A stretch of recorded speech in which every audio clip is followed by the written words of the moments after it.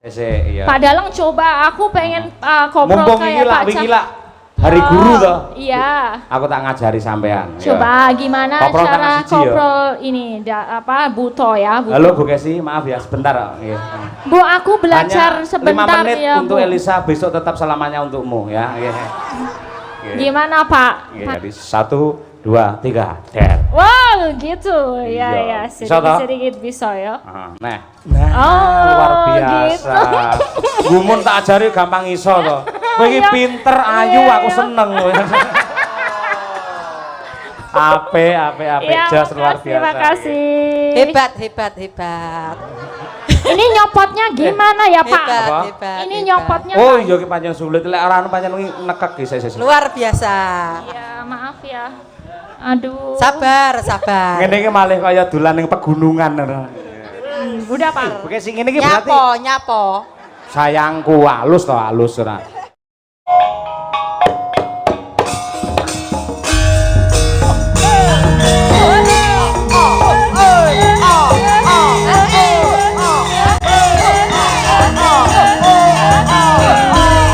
Mbak Tuti, Winong, Umi, Mbak Dian, berdiri yuk. Ambal lintang yuk. Oke, tanpa bondo. Dikaya tanpa hati, lima mami masa sapi pamreta beati. Oke, tanpa bondo, dikaya tanpa hati, lima mami masa sapi pamreta beati.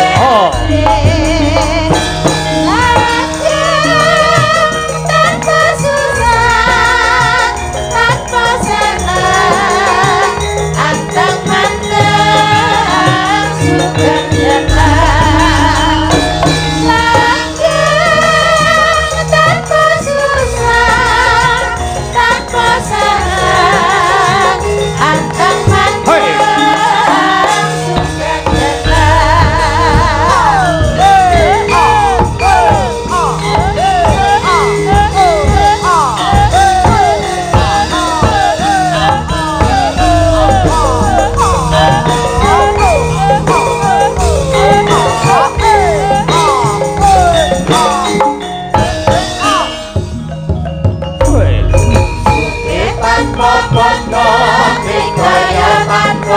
terima mari pasrah sepi pamreta beate. Suke tanpa bondo, bidaya tanpa haji, terima mari pasrah sepi pamreta beate. Langgeng tanpa susah, tanpa senang, antang mandang suka jelas. Langgeng tanpa susah, tanpa senang, antang mandang suka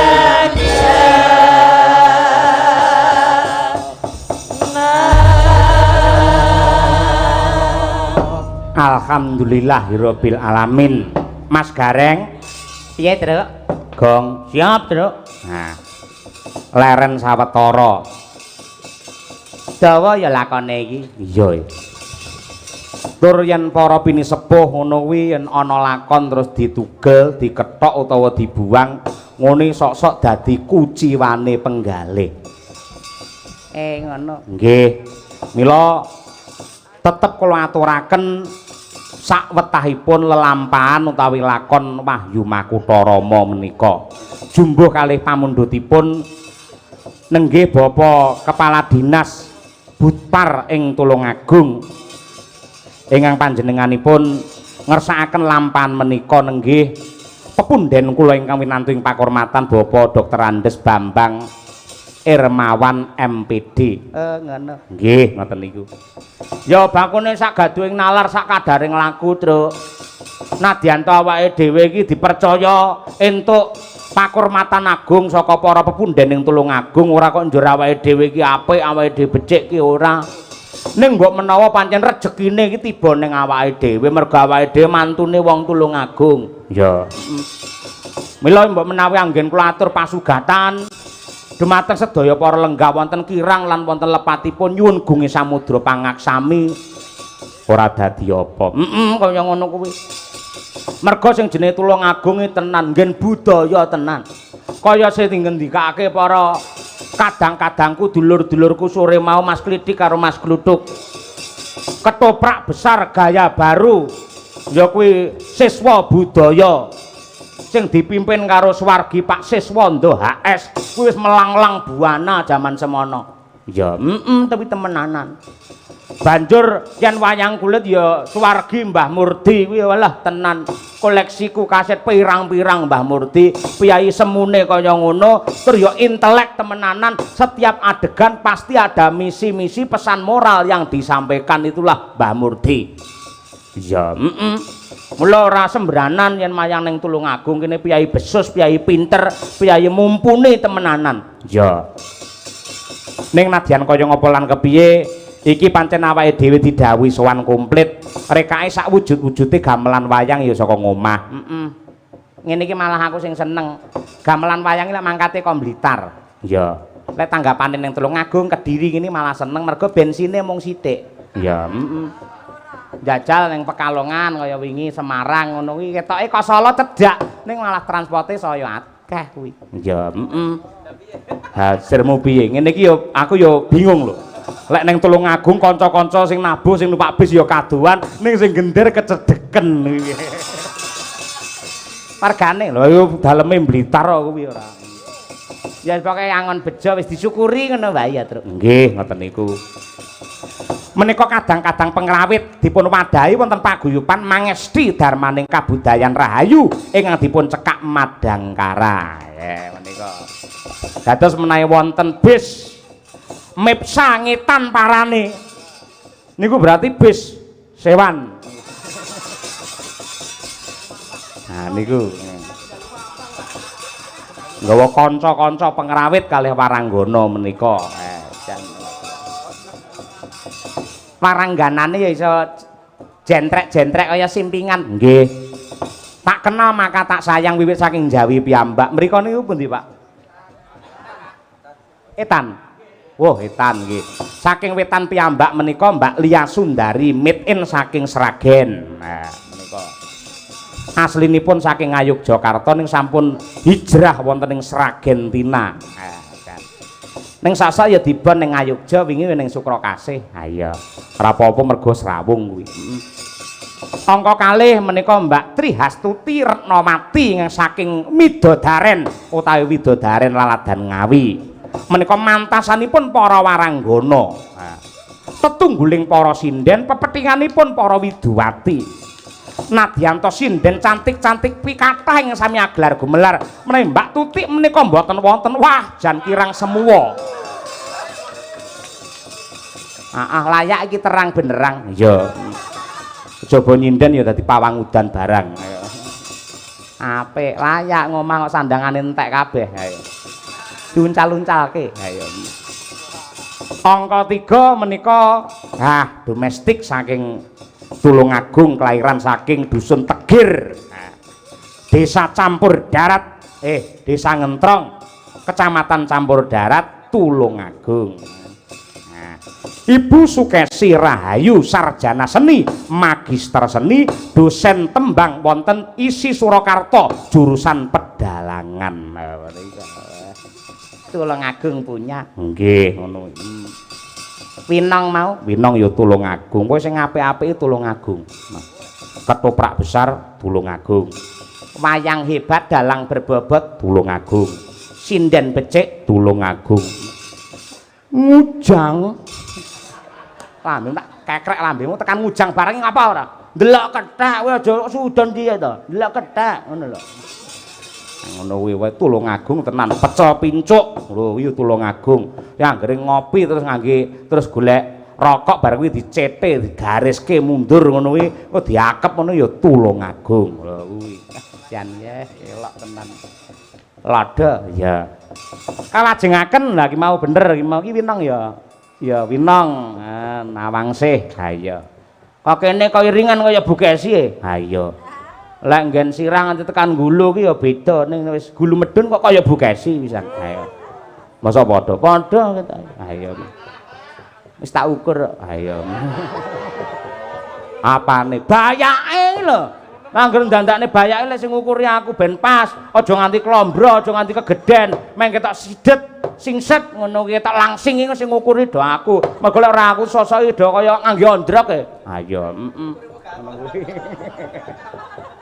Mbak Nimas Ayu Winong Nawangsih mitin saking Laladan Tulungagung ugi ya. Makasih pulang kampung. Kalajengaken menika Mbak Dian Munasiroh. Wah. Menika rajanya Serampat. Waranggone ngemumpuni menapa kemawon dipunayahi. Ha hebat tenan. Mitin saking Laladan Madiun pilang kenceng pule.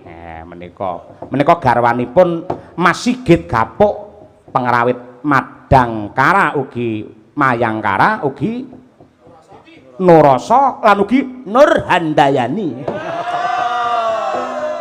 Reneng ya ngawur ora. Mbak Dian kalajengaken menika Mbak Lintang Pambayun mitin saking Karanganyar. Nah, terus anak wedok Umi Hafifah saking Pulung Ponorogo minangka pamungkasing Paseban anggere sinden pinggir dhewe mepet kali dalange menika yen ora pacare dalange ya bojone dalange. Lah Mbak Elisa jane ora pengin linggo mepet karo aku ora pengin. Dhek malah sedih wong kok kenek rokok dhek ning kene aku mesake.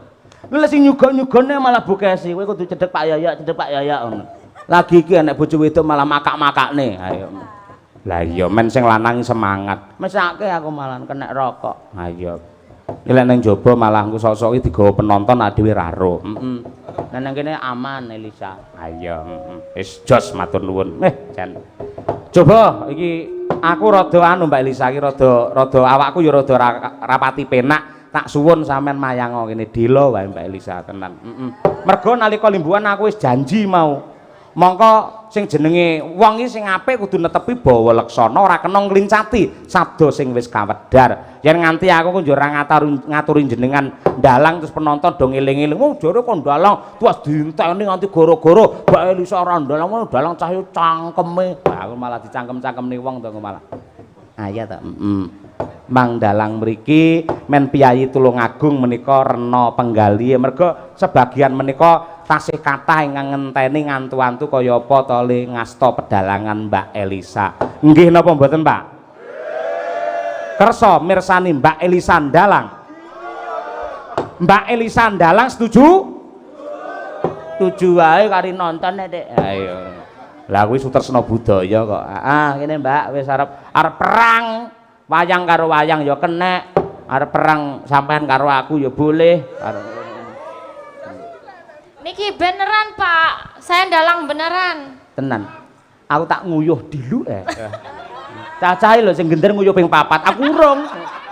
Aku lek nganti kaya kuwi lho kok. Kok pipis kok. Ya ora apa-apa timbangane diempet dadi penyakit. Oh nggih nggih mboten apa-apa. Anakku 4 lho. Ya iki Kang Senan pipisnya pirang menit? Aku tahu ngono, aku kebelet nguyuh ngono mergo apa iki kamar mandine kadoan. Nggih. Ngurung nganti tekan kamar mandi aku balik neh.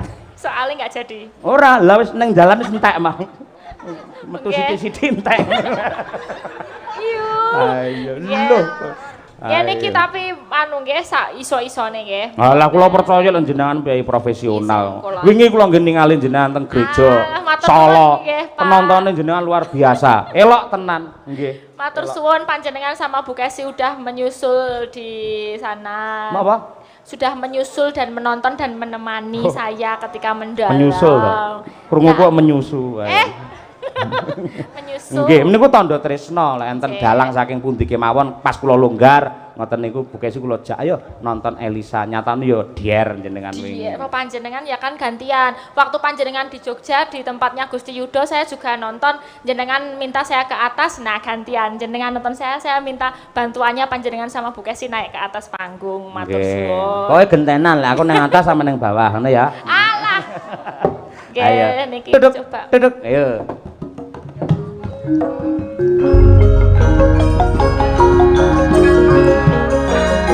Por lenggah men semangat nyuwun tepuk tangan untuk Elisa Ortarus Alaso.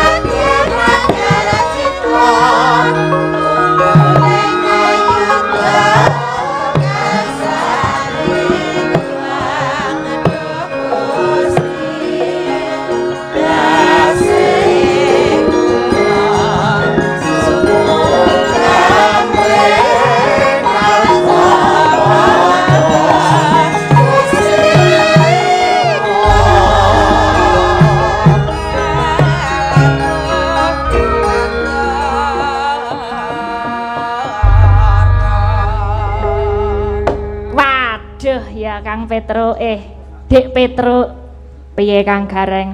Wah, ya dhewe kepatah iki kon mayang raketang sedelo-sedelo. Wah. Rada isin ya. Anu Mas Petro. Isin wong ya biasane ak dhewe ra tau ngetan iki kok dilalah tekan pendopo sing gedene sakmene iki awak dhewe dikon mayang. Jangan apa iki? Ayo. Iki wis jam semene ya raketang setitik sabetan ya. Nek ngono njaluk gungan kanca-kanca diewangi cara yoja wae njaluk lasem ya kanca-kanca matur suwun monggo.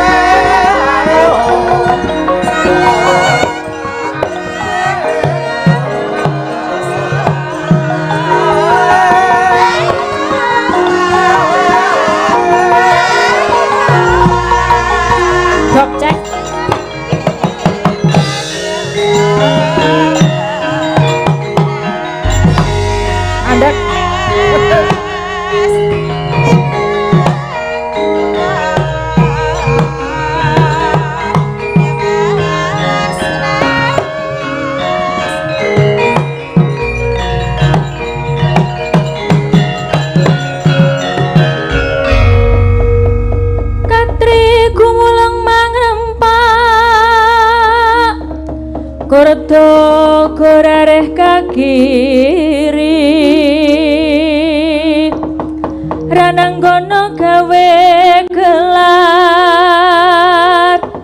ira wang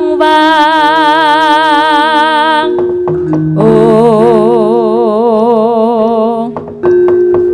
nggak sito nguyu Pak, nggak sito pipis.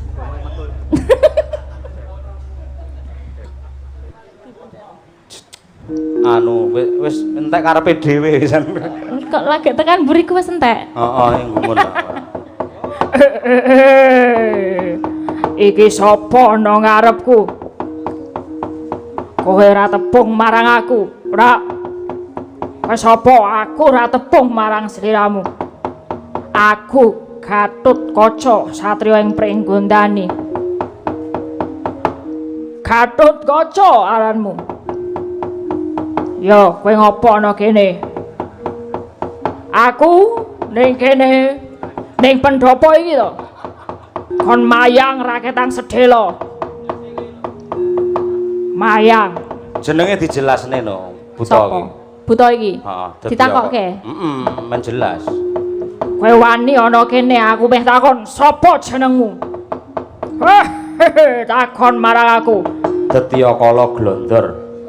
Sapa? Detya Kala Glondor. Sapa kuwi? Wis to, pokoke Glondor iki pakem iki, pakem. Ayo. Pakem. Detya sapa? Kala Glondor. Kala Glondor. Glondor. Buri saka Buri saka Gunung Bolo. Gunung Bolo. Dawa cekake sapa kowe? Kondangmu sapa? Kondangku buta jenengku Tatang. Tatang jenengmu ya.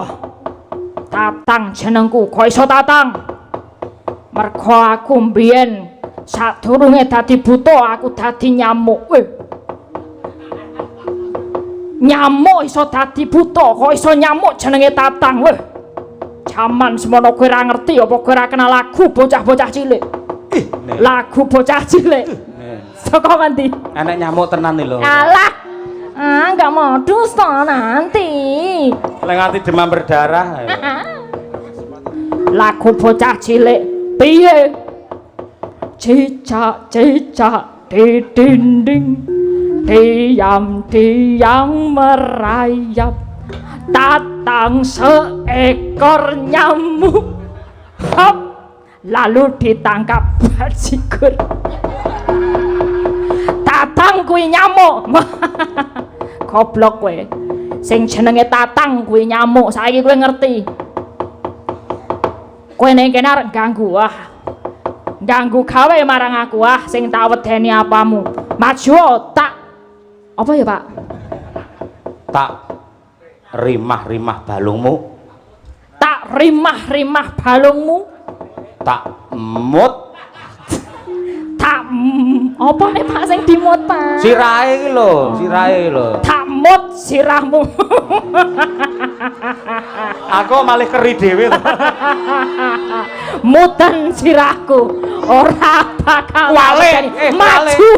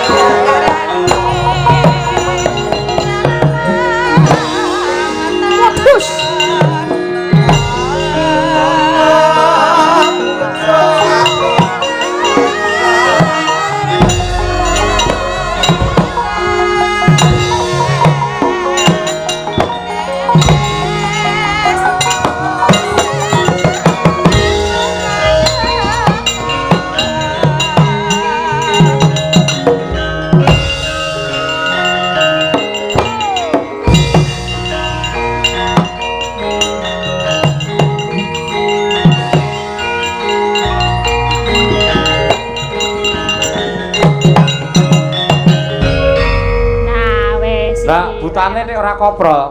Rasa koprol barang jarian kok butane. Lho, sing jarian lek dalange.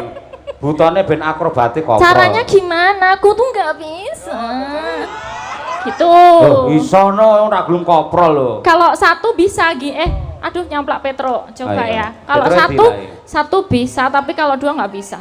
Sese iya. Pak Dalang coba aku pengen koprol Mumpung kayak Pak wingi Cah. lah hari guru toh. Iya. Aku tak ngajari sampean. Coba gimana Koprol cara tangan siji, ya. koprol ini buto ya, buto. Halo Bu Kesi, maaf ya sebentar. Nggih. Bu, aku belajar Hanya sebentar 5 menit ya, untuk Bu. Elisa, besok tetap selamanya untukmu ya. Nggih. Gimana Pak? Nggih. Panjenengan satu, aku satu ya. Amit lho ya, iki niate kan ngajari. Ya udah ya. sebelahan ya. Nah. Iki sedeng ora singkone? Sedeng enggak sih? Sedeng apa ora. Nggih. Iki ya tangane iki. Iya. Iki kan jero. Iki. Jero. Dalam, Iki yo. jero no. Aja njaba. Gini, Jero penak jero. Ya. kok jero penak? Dikoprolne gen penak Oh, lho. Ya. nggih. Iki kan kudu lurus sejajar, lek ora iku ora seimbang. Oh, Jadi iki lurus nggih. ini blak. Nah, iki. Ini jarinya wes bener durung. Sik iki lah iki kurang amit lho ya. Oh iya. Nah, iki. Nah, wis bener. Ya. Terus oke. ya. Diperhatikan dulu Ya. ya. Awas. Hut, der. Oh gitu. Apa? Yo. Gak bisa. Enggak bisa, teknisnya yang salah. Oh, teknisnya. Iya. Jadi Jadi kekuatan energi dalang itu diletakkan pada gapit ini loh. oh Ya. iya. Ini sebenarnya untuk strategi kita menyusun kekuatan di sini. Kalau di sini nanti korpol kurang kuat. Oh iya. Nah, yang ke sini ini agak kuat. Ini Iya. untuk ancang-ancang. Oh, ancang-ancang. Heeh, Oh, nggih. ancang-ancang. Jadi 1, 2, 3, der. Wow, gitu. Ya Iya. ya, Bisa toh? sedikit-sedikit bisa ya. Nah, Oh, luar biasa. Gumun tak ajari gampang iso to. Kowe iki Iya. pinter, ayu, Iya, aku iya. seneng kowe.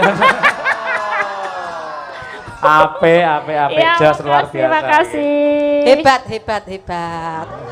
Ini nyopotnya gimana ya, Pak? Hebat, Apa? hebat. Ini hebat. nyopotnya. Oh, Pak. iya ki pancen sulit lek ora anu pancen nekek ki sik. Luar biasa. Ya, maaf ya. Aduh. Sabar, sabar. Ngene iki malih kaya dolan ning pegunungan ngono. Udah, Pak. Atine kudu jembar. Jadi bojone dalang kudu sabar. Bu Kesi ngene iki berarti Nyapo. sayangku halus ora. Ngene iki berarti aku entuk pahala lho, ngajari kopro. Mulai dige mayang Elisa, ke Iya. Elisa laris tanggapane, kan aku entuk pahala.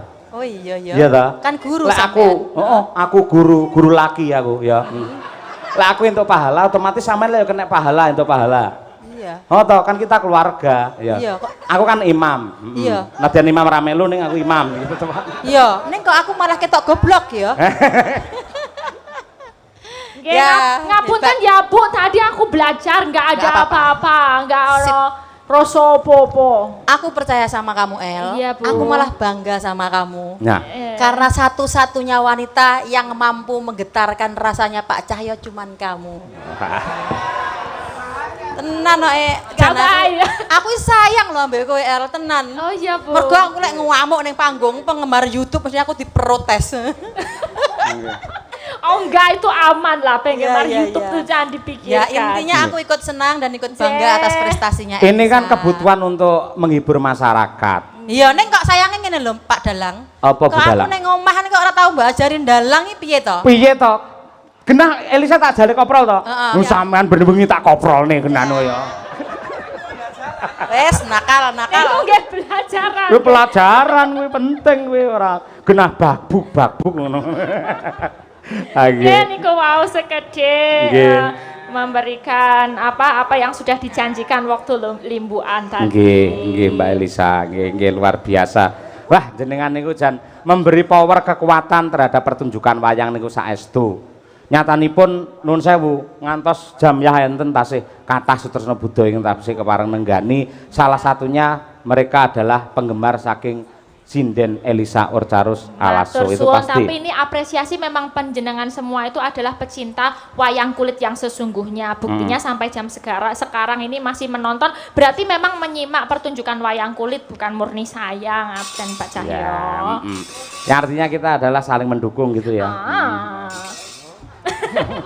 Kowe aja ao-ao nu tak wambung tenan orang. Ya jangan sok mesra gitu kan, aku baper gitu loh. El Iya, Bu. eling.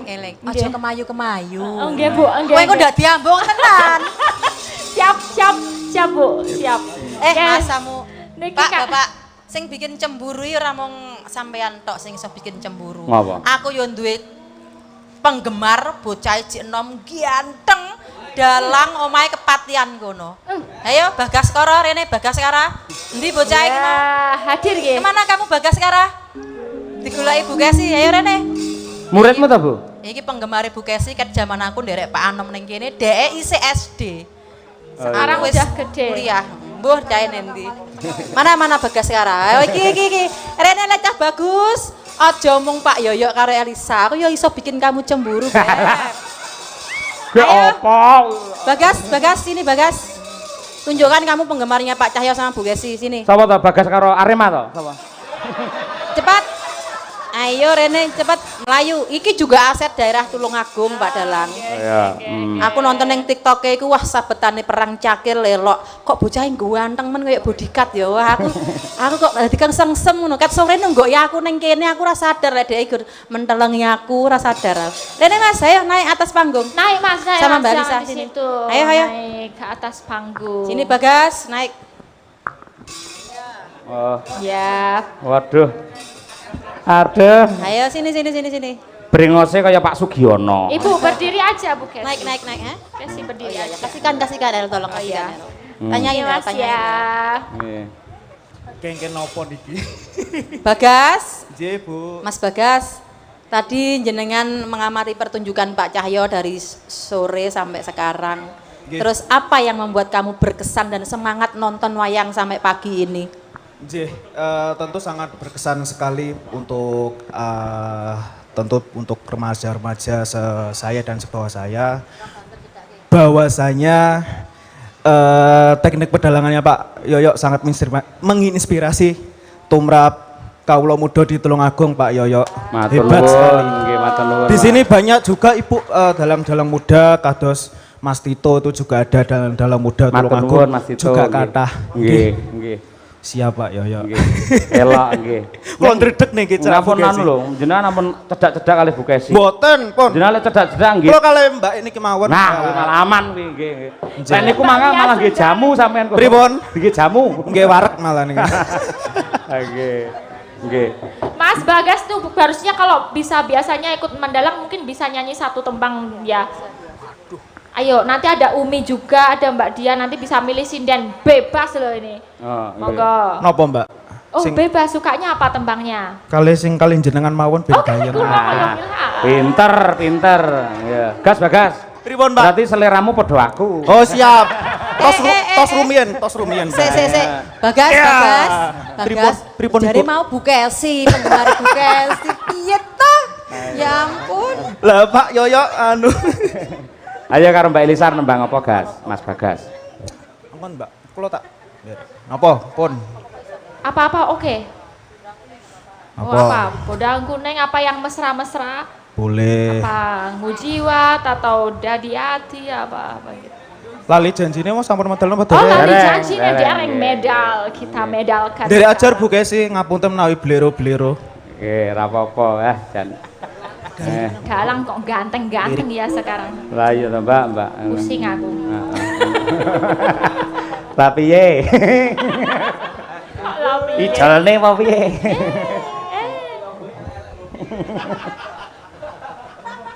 Ayo. langsung apa pakai Langsung bawang? mawon. Oh siap. Nggih. Monggo Nggih. kanca-kanca madangkala. Oke, lali janjine bersama Mbak Elisa dan Mas Bagas Koro. Oke. Ya.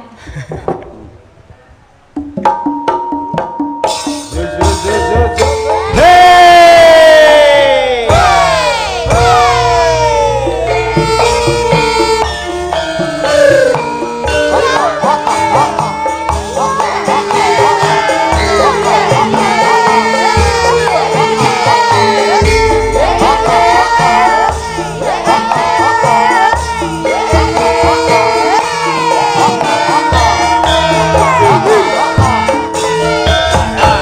Ada Mas Yo Bagas kek yo, yo kek yo. bersama madangkala. Ya. Lali janjine kandhane alesane mangkelake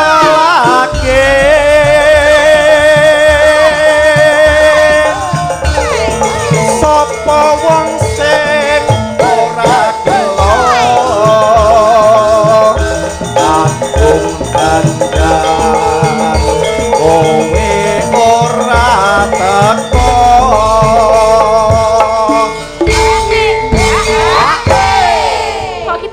gitu ya? Ya udah. Alah. Banyo. Janjane kowe.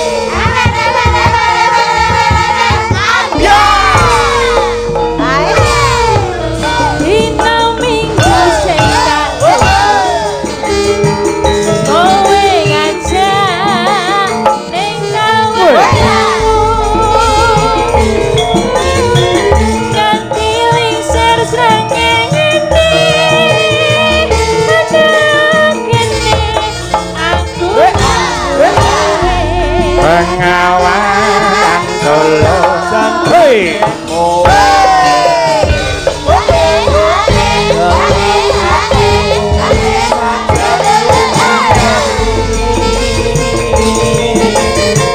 Anti kusuk mangkel yen kapan kok pipit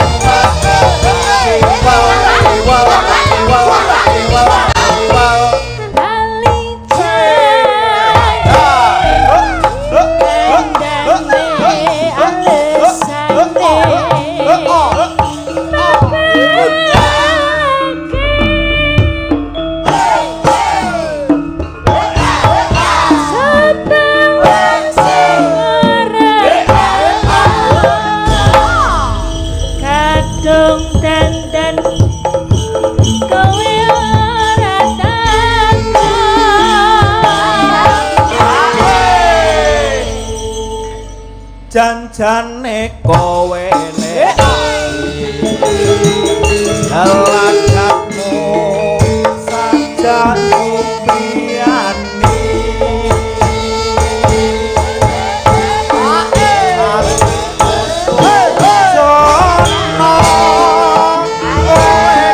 kencan karo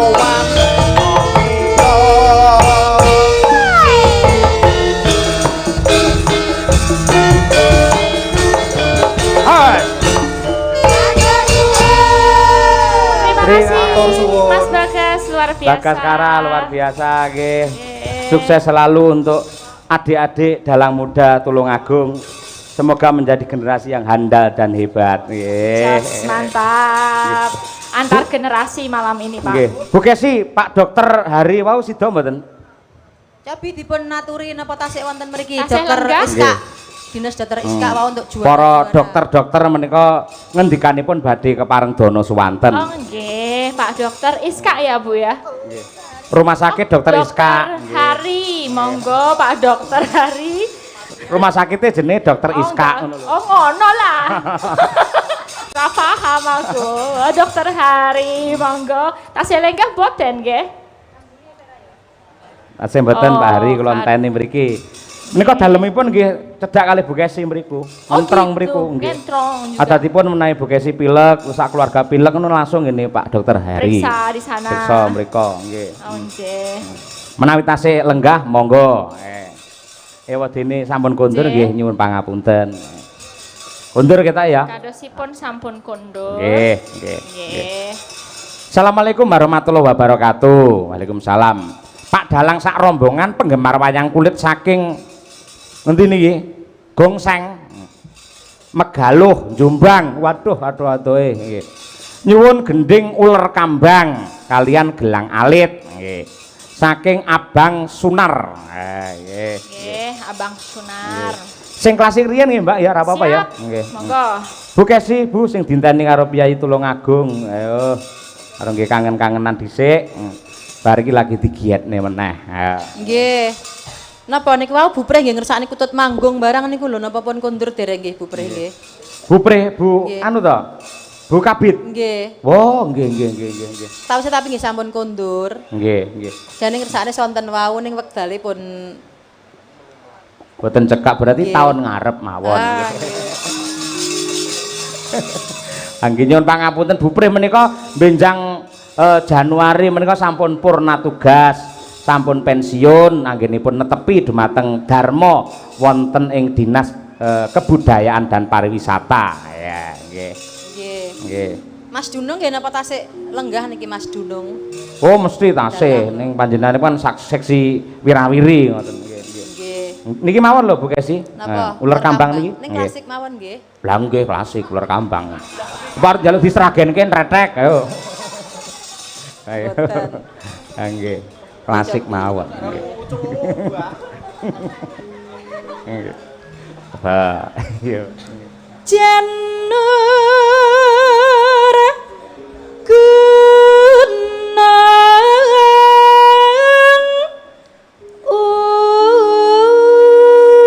ukuran bundar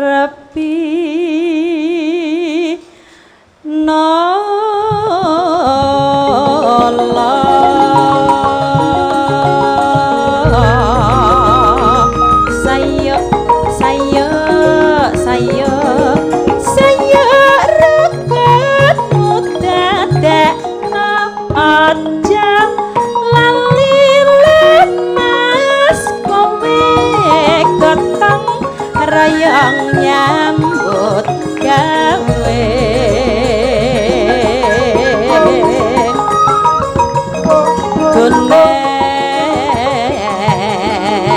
Yo.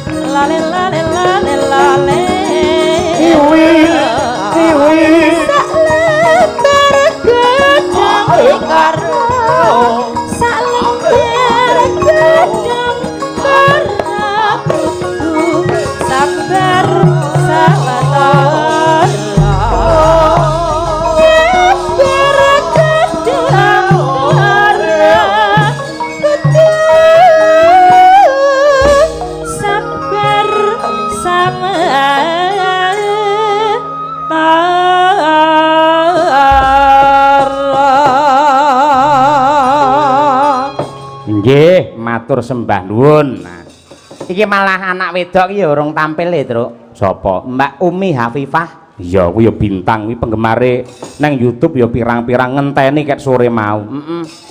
Akeh sing ngersake ya kuwi alamate anak soleh, mumpung tembang kuwi utawa selawatan kuwi lagi viral ana laladan kene.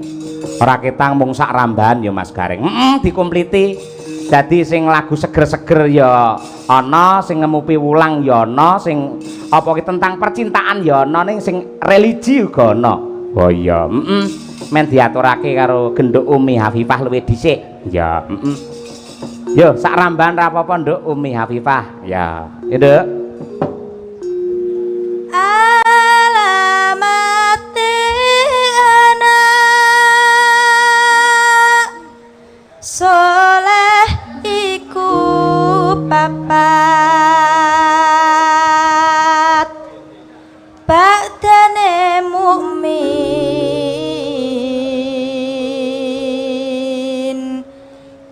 manut ing syariat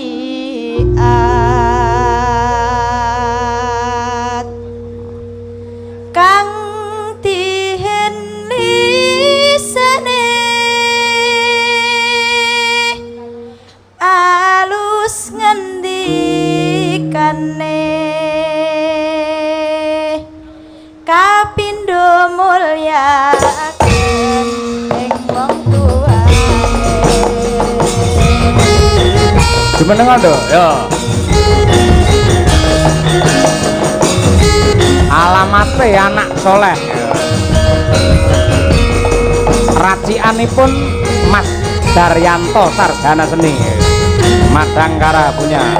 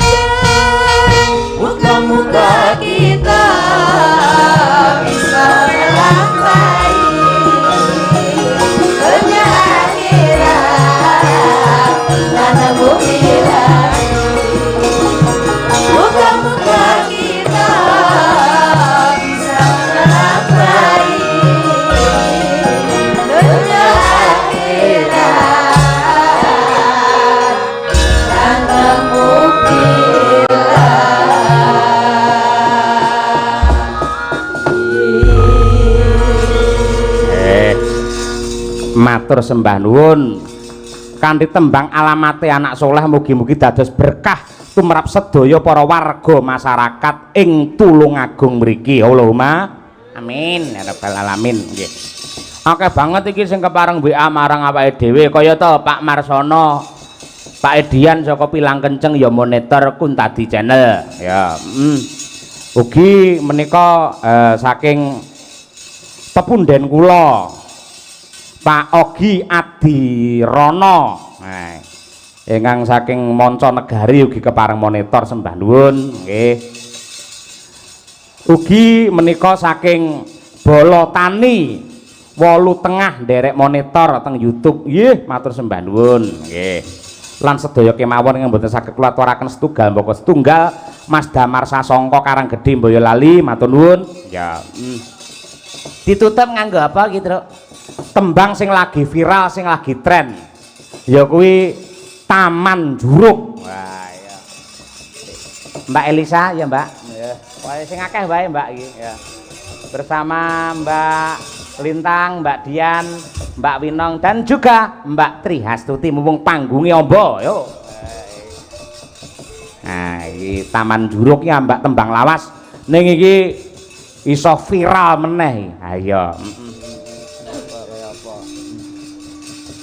Tanjake ya. Yo blockingnya ditata jan ya. Mbar tenan kok. Oke, berarti Jiro Lupatmo. Pas 5.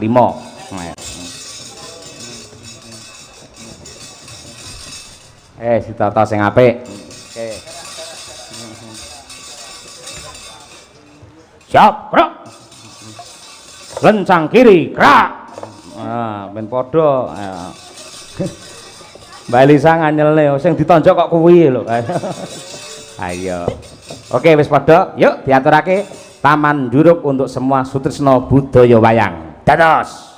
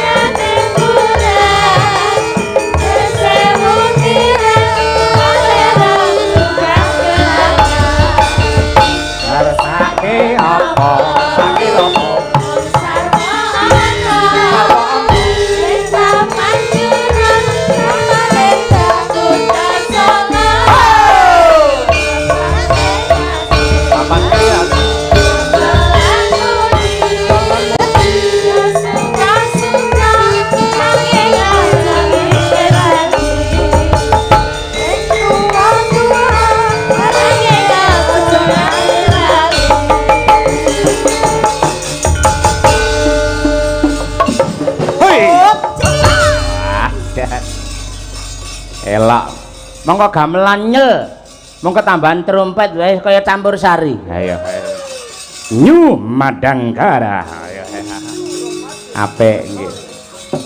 Ugi wonten kabar ingkang nyenengaken ingkang dereng kula aturaken wiwit sonten kala wau. Hari jadi Tulungagung berdasarkan prasasti Lawadan tahun 1127 Saka. Dan prasasti tersebut pada tanggal 14 November tahun ini menjadi kado terindah pada hari jadi Kabupaten Tulungagung karena sudah secara resmi telah diserahkan ke pemerintah daerah Tulungagung yang semula dirawat oleh PT Industri Marmer Indonesia Tulungagung selama puluhan tahun. Nah, kuwi. Wah, jan elok kuwi penting banget kuwi bersejarah ya. Ayo. Prasasti Lawadan. Nah, iya. Hebat, luar biasa. Melu seneng ya, Truk. Nggih, ngoten niku. Lan mbok menawi wonten bentuk-bentuk pakeliran yang kula aturaken mboten trep amargi situasi dan kondisi Mas Klidi kalian Mas Kluduk menika dalu menika ada 2 panggung. Mila kula dhisikke kala wau bablas teng Kediri. Ha. Jam pertama ning kene, ning jam kedua ning Kediri. Iya. Wah, kaya wong ngulange ya. Ayo. Kaya ngono kuwi. Terima kasih, tetap selamat sukses untuk Kabupaten Tulungagung yang tercinta. Semoga tangguh tanggap berkelanjutan menuju kesejahteraan masyarakat Tulungagung semuanya. Terima kasih Mbak Elisa, sampai jumpa di lain kesempatan. Sehat selalu ya.